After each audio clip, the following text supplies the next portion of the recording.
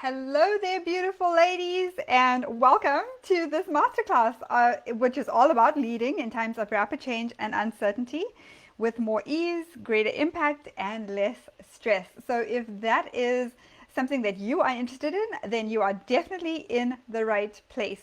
So hopefully you can hear me and everything is all good. I would love for you to go ahead and put a comment in below to let me know that you can hear me and you can see the slides and all of that good stuff. I am looking in the Facebook group right now and it looks like I am already live, which is awesome.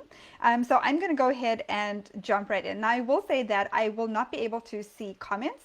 Just because with the screen and the view that I'm using, because I'm sharing my slides, unfortunately through Facebook, I can't be on camera either, so you're not going to see me. But also, I'm not able to see comments. But what I will be doing as I'm going through the presentation is asking you some questions and things like that. If you have any questions for me, please go ahead and post it in the comments below, and I promise I will get back to you and respond to those questions as soon as possible. So with that, let us jump right into today's training.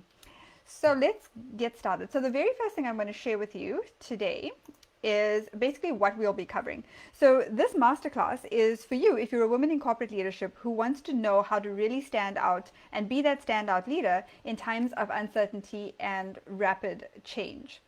So the other thing I wanted to share with you, just to kind of get the most out of our time together, is if you want to grab a pen and piece of paper, you are more than welcome to take notes. The other thing is that I will be sharing this as a three-part series because as I was sitting down and preparing what I wanted to share with you, I realized that there's actually a lot that I would love to share.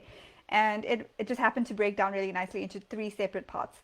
So I will be sharing a little bit more about what that breakdown looks like, but in just a moment. But if you want to go ahead and grab that piece of paper and pen or some way to take notes, you are more than welcome to do that. So if you don't know me, and maybe this is the first time that you are listening to my voice or attending one of my masterclasses, then welcome, and I'm so excited that you are here. So let me take a moment to introduce myself. My name is Sharissa Sebastian, and I'm a leadership and executive coach for corporate women. So I won't give you a ton of my background and all of that. You can see it all up in on the slides. But I also wanted to share a couple of things with you, and that is that I have had the absolute privilege of coaching some of the most amazing and incredible leaders all over the world. And so what I have done is actually taken all of my experience with that, with studying leadership, my coaching background, my own leadership experience, and basically, taking it all together and just looking for ways to help you. Like, how can I use what I know and in my experience, and maybe some of the challenges even that my clients are going through, to really help you to address some of the challenges and some of the things that are currently going on with you, to help you have just an amazing experience when it comes to your career. And so that is really what this is all about. And so I am just thrilled to be able to host this training for you. There's lots more coming up as well. But I would also love to hear from you. If there's a particular area of challenge for you in your leadership or just something you want to know more about, please go ahead and reach out to me. You can either post it in the comments below, or you can even send me a private message and let me know if there's something in particular that you'd like my help on. So I will say that I have heard from a few of you already. And in fact, that's one of the reasons that inspired me to do this training, because I know there's some of the areas of challenge right now are dealing with things like office politics, how to manage up, how to lead teams effectively, also how to just forge that path for your career as well. So if all of those areas are something that you're interested in, just know that there's more coming. But for right now, this is actually going to touch on some of those areas as well. This training is the foundation for a lot of the other things that I work with my clients on. So I definitely encourage you to get the most out of it. Let me know if you have any questions. And so with that, let us jump into exactly what we are going to be covering today. Okay, so as I said, this is going to be a three-part series. So part one, which you're listening to today, is going to be all about leading yourself well. So as we all know, in times of challenge and stress, we almost automatically get into our stress response, right? So with that, we often will get into a space where we can look back and think, oh, I wish I had responded better, or I wish that didn't stress me out as much, and things like that. So if that is you, you are in good company, because we all face that, right? We're all human. We're all going to go through those things. But what you do need to know is foundationally how to lead yourself really well, how to take care of yourself first and know exactly what are some of those triggers. And so that way, when you are in these challenging situations and when you feel like things are out of control or somebody says something and it just kind of, rubs you the wrong way, whatever the situation is that can cause that immediate stress response, you know how to manage that really well so that you can have the best possible outcome for yourself and for others involved as well. And so that's why today we're talking about leading yourself well. So I'm going to break this up into lots of different components, but I did want to make sure that I kind of preface this with letting you know why it's so important. And what we're going to be talking about today is all about being proactive. So it's not about waiting until you're in that situation, because a lot of times when you are triggered by that, when something stresses you out, it's oftentimes it's kind of almost too late to really calm down to the point where you can focus and you can make the best decision for yourself and others. You really want to get ahead of it and make sure that you're doing things proactively to make sure you're reducing your stress levels, to understand how you're showing up in different situations so that you can make the best decisions for you as well. So that's really what we're going to be talking about today, and breaking that down into how you can set yourself up for success from now, before you even get into any kind of a stressful situation or challenge. And then the other thing I wanted to mention with that is so important is that we all walk around, right, with these triggers. We all have these little buttons that we walk around with. If you're a visual person like me, you can picture these red buttons all over us.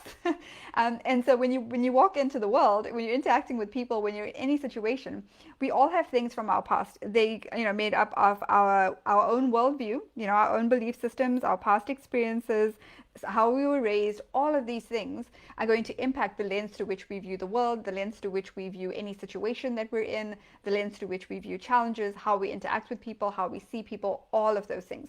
So being aware of that is really important, but it also tells us, it gives us a clue into what really stresses us out, because whatever we're thinking about and what we're believing to be true, it's going to impact how we react in a certain situation.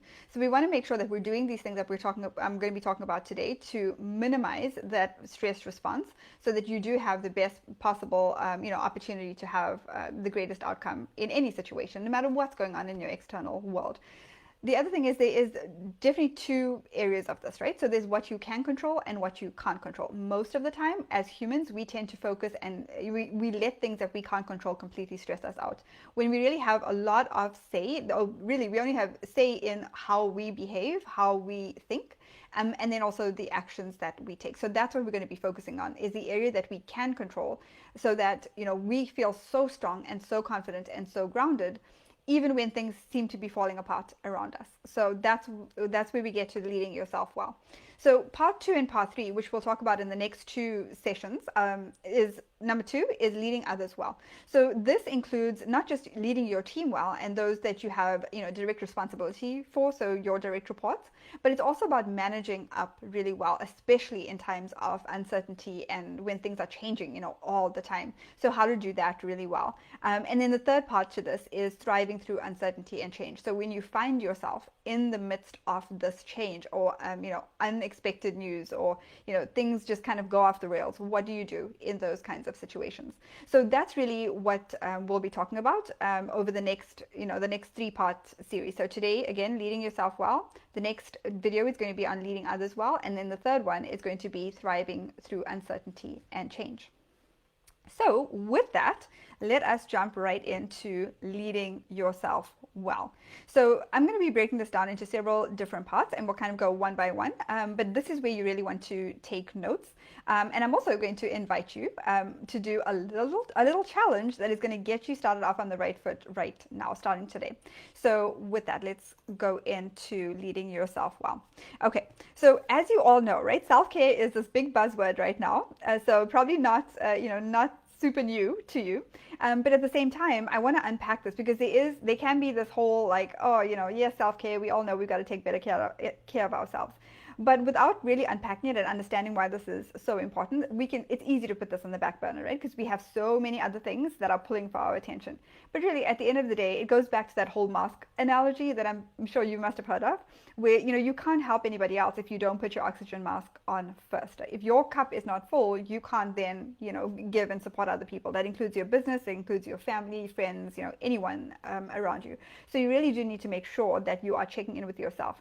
But another part of self-care is also getting in touch and knowing yourself really well, so that you can function at your highest level, whether that's leading at work, whether that's at home, wherever that may be, maybe in the community, So yeah, that kind of thing. So self-care is so important.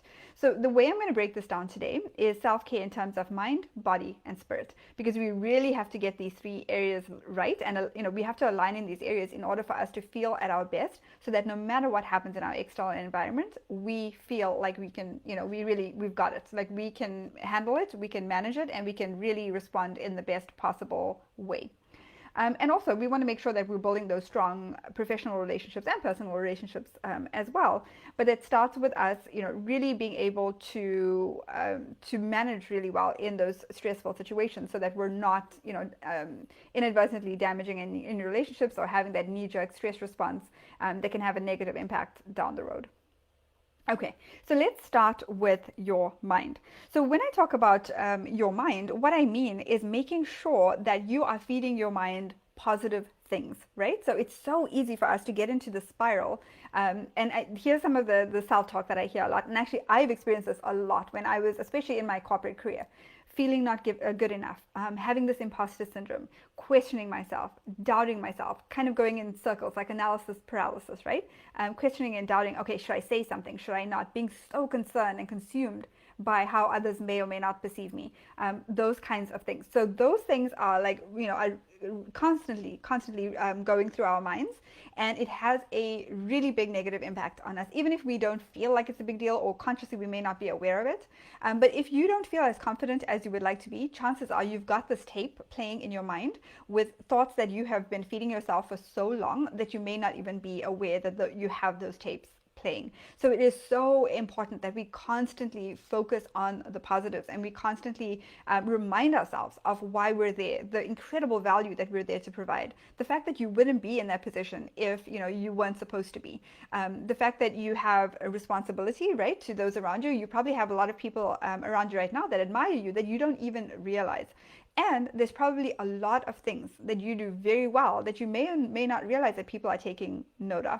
So a lot of times we are so quick to beat ourselves up, or we're so quick to focus on the gaps, right, between where we are now and where we'd like to be, that we don't take the time to acknowledge and appreciate what we're actually doing. So we need to make sure that we're constantly feeding our minds and reminding ourselves of why we're there, what makes us special, what are some of the strengths that we have, the skills, the experience. I mean, there's so much that you have that makes you, the perfect person to lead and to do what you're doing right now. But it's going to be up to you to remind yourself of that, and really to make sure that that's front and center versus the self-doubt and the self-sabotage and all of those those things that we tell ourselves usually. So a couple of ways to do that. One exercise that I love, and I was just chatting with one of my clients today about this, is actually writing down all of the things that you are proud of yourself for. So it could be accomplishments, it could be challenges that you've overcome, it could be anything, anything that that answers the question, why do you deserve to be where you are right now? Why are you in that position? And chances are you have pages and pages of reasons why you are in that position. So I would definitely encourage you to take a moment and write down and do that exercise. Write down all of the things that make you special and unique, and your experiences and the challenges you've overcome, your resilience, like just everything that you are so proud of yourself for. And remind yourself of that on an ongoing basis. So it doesn't have to be every day, but just any time that you feel a little bit shaky, or maybe you have a presentation coming up or an important conversation that you need to have, reminding yourself that you absolutely have what it takes. Nobody can do what you do like you do it. And so when you are in a meeting or in that kind of situation or conversation, knowing that there's a reason that you're there. You wouldn't be there if you didn't have some, if they didn't see that you had some kind of value to provide. So just reminding yourself of that. The other thing that can be really good with this is reading. Listening to podcasts that that have really positive messages that help you to really motivate and inspire you, and to remind you of the incredible person that you are and how to really tap into that. So anything like that where you're feeding your mind with these positive messages rather than allowing yourself to focus on the negative is going to be so important in this, in any situation really. But this is really creates the foundation so that you have a better response when it comes to a stressful situation. So that's the one thing, right? The other thing I wanted to talk about is that, and this is another place that you may want to take notes, your thoughts are going to influence your feelings or your emotions, and then those feelings or emotions are going to impact the decisions or the actions that you take, and ultimately that is going to impact your future. That's going to influence where you're going and how you get there. So again, your thoughts are going to influence your feelings and your emotions, that are then going to influence your decisions or your actions, and then that has an impact on your future. So that's why it is so critical that we focus on what we are telling ourselves, our thoughts, what we're feeding our mind, because that is going to have an incredible impact. And especially going back to what I was talking about in terms of the stress reaction, when you feed your thoughts, when you feed your mind anything that like self-doubt or self-sabotage and those kinds of things, that is going to immediately put you in a stress response when things don't go your way, right? You're going to immediately either start to blame yourself or to get really angry, frustrated, and your emotions are going to, bubble up. Whereas if you can start to train yourself to see yourself in a different way and to step more into that powerful, incredible woman that you are, and more than capable, right, of leading, it makes it just so much easier. So one of the things I also that really helps my clients is this program that I walk them through, and part of the program is really helping them to embody the best version of themselves as a leader, and to really master this on a much deeper level. So if you're interested in that, let me know. Happy to share more on that. But really, this part is so important. You do have to make sure that you're taking care of yourself on all of these levels. So that is the mind. Now let's move on to your body. So of course, this one is a little bit more straightforward because we all know, the importance of exercise, of good nutrition, and really just taking care of yourself. And so the other thing I want to mention here that's also so critical, and we tend to forget about this because it's just what we do automatically, but we're not really intentional about that, is the importance of breath, like breathing, right? Just taking intentional breaths when you are in any stressful situation before you respond, because it does create that gap or that space between what triggers you, so that that whatever's going on in the moment, how you're interpreting it, and your response. The more we can create that gap and create that intentionality before an automatic response, the better it's going to be for you to really make the best decisions for you. So as an example, say you're in a meeting and somebody said something that just rubs you the wrong way. So maybe they disagree with you. Maybe you feel like they're disrespecting you in some way or something along those lines. Rather than having this knee-jerk response of being defensive or just having this quick comeback, what I would invite you to do, and nowadays, everyone's on Zoom, so maybe this is a little bit easier to do, and you don't have to be obvious about it, but I would invite you to take a pause. Pause and just take a breath so that you can, calm yourself down as much as you possibly can, and then go into, and then you have a better chance of making the best possible decision for you. So we'll go into this in a lot more detail in part 2 and part 3 of the series. But for right now, the important thing to take note of is just how important it is to take care of your body. Make sure you are doing things that nourish your body. Make sure that you are taking time to go outside, get some fresh air, move your body in any way, whether that's walking, exercise, whatever it takes. And I'll actually share with you in a minute as far as what I do on a daily basis that might hopefully will inspire you, or maybe give you some ideas if you're not currently doing anything on a regular basis. So that's the body part of it, because of course your body, we're all connected, like it's all interconnected, right? Your mind, body, and your spirit. So if you can get these 3 areas, at the very least, if you are intentional in these 3 areas and you're doing things to nourish yourself in these areas, it makes it so much easier for you to deal with challenges and difficult situations. So definitely encourage you to do something. If you're not currently in some kind of routine, I definitely want to invite you to see what is it that you can do, even if it's on a small scale. It doesn't have to be anything major, but anything that you can do to help you out, or to at least get you moving in the right direction, is going to be so important. Okay, now let's talk about your spirit, your spiritual health. So a lot of times we don't maybe focus on this as much, but it is so important that you are really connected spiritually, whatever that means for you, right? There's so many different ways that you could do this to feel really aligned with yourself, so that you feel, when you feel more aligned and connected, whether that's in terms of being connected to God or your creator, or your sense of who you are. It's just so much easier to get those intuitive hits, to really be able to know in the moment what's the right thing to do, to be directed and to be guided in that way. Because there's this high power, and for me being a Christian, it's God. And so for leaning on that and knowing that he's always there to take care of me, and recognizing the importance of that connection is absolutely critical. So again, whatever that means for you, however, whatever makes the most sense. But I definitely encourage you to do, and I'm going to give you some examples of this as well, to give you some ideas of how you can do this to connect with your sense of like your spiritual self, basically. So there's things like prayer and devotional time, which is what I do in the mornings. Then there's also meditation, which can be so powerful. The nice thing that I like about meditation, and I will be the first to admit that it's not always easy for me to be still and to be quiet and those kinds of things, and to just focus on my breath or whatever the case is. But what I love is guided meditation. So there's so many different variations, different time frames. Like you can get meditations for 2 minutes or up to an hour, whatever it is. But that's a really nice way to just really relax and to get connected. Yoga works really well for me as well. I love yoga because it helps me to slow down. It helps my mind to slow down, and it helps me reconnect. It's also about giving yourself like that mental space as well, so that you can connect deeper. So that could be going out in nature if that works, really well for you. Going out for a walk. Also, just being mindful, just being really mindful and present, and bringing your thoughts back to the current moment. Because we're so quick to either ruminate on the past or think about the future that we often just get so swept up in that we lose what's currently going on. And so that's something that's so important as well. Gratitude, such a great practice, right? When it comes to spirituality, there's so many things that work for us every single day that we can be thankful for.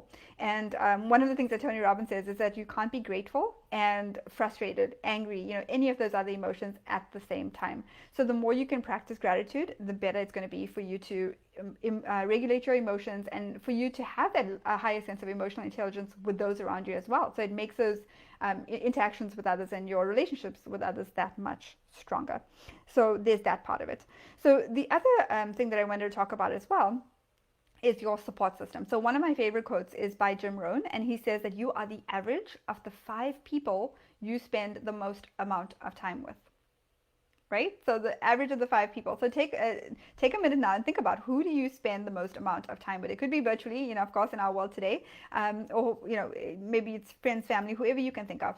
But you are absolutely influenced by the people that you spend the most amount of time with. So you want to make sure that you have the right support system and support structure in place, and the right people around you that are really going to lift you up, encourage you, and inspire you, and motivate you to keep going towards the things that are important to you, and to be the best version of yourself. And of course, you want to reciprocate that as well. So your support system is so valuable and so crucial to this whole process. You want to make sure that when times get rough, you know that you have those key people in your corner ready to help you and support you. Okay, and last but not least, let's talk about the habits of highly effective leaders. So I'm going to touch on some of these, and we've already, I've given you some ideas as we went through each of these categories. But there's a couple of things that I think are, are really beneficial. I've known this to be true even in my life. And when I don't practice these things, I'm not as centered, or, I'm not as calm and even keel under stress as I would like to be. So I'm going to share with you some of these habits. But the other thing that I've been studying actually for quite a few years is the habits of highly effective leaders. So I've been studying like from the best leaders in the world, even top performers like in terms of athletics and, in the performing arts and all of these different things. And what do they do to keep them, in a state of peak performance? And so that's another thing that I share with my clients in the mastermind. But in the interest of time, I'm going to share with you some of those things. And if you want to know more about that, I'm happy to share more about, how you can specifically integrate this into your life in a simple way. It's not complicated things, but it's simple things that you can do starting right now that can really put you in the best possible position for success in terms of your career. But a couple of them is gratitude. So I've already mentioned that, but one of the things that has been so effective and impactful to me is having this constant, I try to be, as constant as I can as I go throughout my day, staying in that space of gratitude, just being so thankful and so grateful for even the little things. And there's always more, right, that we can be grateful for. But this really does help in terms of our stress levels. It helps us to stay more calm, in a more positive mindset. It helps us to see the world through a different point of view. One of the things I always like to encourage, or as kind of stretch my clients with, is especially in times when things don't seem to go their way, when they're in stressful situations, to lean in to gratitude, to make it, an even more conscious decision to say, "Ooh, even in this moment when things are not going my way and I just got bad news or whatever it is, what can I be grateful for?" Because it does have such an incredible impact on your ability to focus and really pay attention to the most important things so you can make the best decision for you. When you start to realize, like, wow, okay, so even though this might not be going my way, but there's so many other things that are actually positive that can maybe help in the situation. So it opens your perspective, helps you to make a more effective decision, taking more into consideration when you decide on how you want to act. So yes, gratitude is so important. One thing you can do, talking about habits, is start a gratitude practice every day. Just write down, even if it's just 3 things that you're grateful for. You can do this in the morning or in the afternoon or in the evening, whenever you want, and start to reflect on that list. And you're going to start to feel a difference the more you do this. The other thing I mentioned is prayer and meditation. So I start off my day usually with prayer and giving thanks first, and then with prayer and meditation. So just kind of being still, allowing yourself to reconnect and to just be really grounded before you jump into the day can really help you to approach things in a much different way. It can help to keep your stress levels down as you go through your day, and help you to be more clear in your mind and more focused. The other thing is journaling, and also just planning for your day. So this is something else that you can do as well if journaling is your thing, or if you want to try it out. You can take a little bit of time at the beginning of the day or at the end to kind of reflect on your day and to start to think about, okay, what are the most important things I want to focus on today, and what's going to get me there as quickly as possible. Then there's, of course, exercise, which is so important. So you can, start small if you haven't done this in a while, or if this is something that, you want to start with, but it seems overwhelming. Start really small, even just 10, 15 minutes, something some stretches, something to keep you going. But of course, exercise is so important for stress, reducing your stress levels. Also, setting your intention for the day is so important, so that the day doesn't, automatically just get away from you. So this kind of goes back to spending that time thinking about your day and what you want to spend your time on, and being intentional about your priorities and making sure that those priorities are non-negotiable can also make a really good, big difference. And also intentionality in terms of what you want to experience in your day. If you have a meeting, a presentation, you're going to have a difficult conversation, set a really strong intention for how you want to feel in that moment, what you want that to look like. And even mentally rehearse this. I mean, top performers do this all the time, right? They mentally rehearse the best possible outcome. And that helps so much to keep you grounded and to keep those stress levels down, so you're able to really focus and do your best in those moments. So again, that's gratitude, prayer and meditation, journaling or planning for your day and reflection, exercise, and intention. So here is my invitation for you today. And I definitely want you to, start small so that you can have some quick wins, because celebrating is also part of this and so important. You want to make sure that you're acknowledging yourself for even the small wins.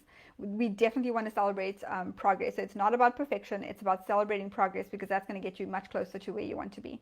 So with that in mind, I definitely would like to invite you to pick one thing. It doesn't even have to be anything that I mentioned, but one thing in terms of leading yourself well in any of these areas that you can start to do from right now. It could even be as simple as breathing, like just taking a moment, putting a reminder on and I have silent reminders on my phone to just take a deep breath.